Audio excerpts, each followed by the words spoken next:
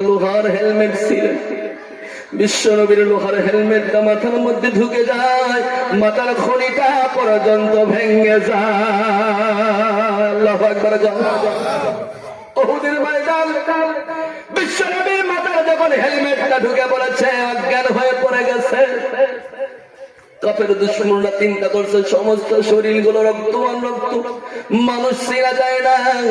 মুখের মধ্যে তরবারি দিয়ে মোনাঘাত করেছে, দন্দন মোবারক শহীদ হয়ে গেছে, দুইটা ঠোঁট কেটে এদিকে ওদিক হয়ে গেছে, সমস্ত শরীরগুলো রক্ত।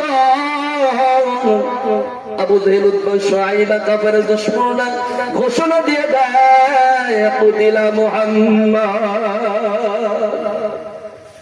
কুতিলা মুহাম্মাদ ঘোষণা দিয়ে দেয়। সমস্ত সাহাবীরা ময়দানে যুদ্ধ করতেছে, তরবারি চায়। যখন খবর দিয়ে যায় কুতিলা মুহাম্মাদ, বিশ্বনবীকে সাহাবীরা জীবনের চাইতে বেশি ভালোবাসতেন।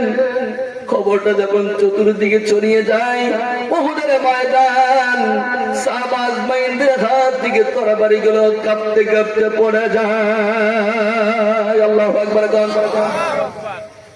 এক অপরকে ডাক দিব, ভাই গো, কার জন্য যুদ্ধ করবো? নবী তো বেঁচে নাই, কার জন্য বেঁচে থাকবো, কার জন্য যুদ্ধ করব? বিশ্ব নবী বলে দুনিয়া থেকে বিদায় হয়ে গেছে। সকল সাহাবীরা তরবারি ফেলে পাগলের মতো বাড়ির দিকে চতুর্দিকে ছুটে যায়।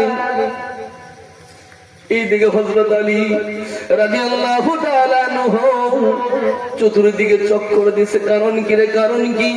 অবুজুর্গা মুমিন মুত্তাকিন, পৃথিবীর মধ্যে সবচেয়ে প্রথম মুসলমান হলো, সবচেয়ে প্রথম মুসলমান, সর্বপ্রথম সবচেয়ে বেশি ভালোবাসেন হযরত আলী। আল্লাহু আকবার। আমরা অনেকেই জানি আবু বকর প্রথম মুসলমান, তাই কিনা? না মুমিন না? নবী আলাইহিস সালাতু ওয়াস সালামের উপর যখন কোরআন নাযিল হলেন, সর্বপ্রথমে যখন দাওয়াত দিবেন, নবীজি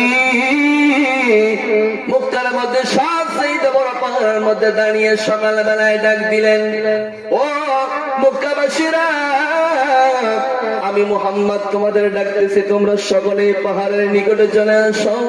তোমাদের কাছে জরুরি আলাপ আছে। ভোরবেলায় যখন জোরে উচ্চ আওয়াজে যখন দাওয়াত দেয়, মক্কার অলিতে গলিতে পৌঁছিয়ে যায়। আব্দুল্লাহ সন্তান মুহাম্মদ মক্কার মধ্যে পাহাড়ের উপরে দাঁড়িয়ে দাওয়াত দিচ্ছে, কি যেন জরুরি খবর আছে। ছোট থেকে বড়, নেতা থেকে পাতি নেতা, সকলেই হাজির। ছোট বড় নাই, মহিলা পুরুষ নাই। পাহাড়ের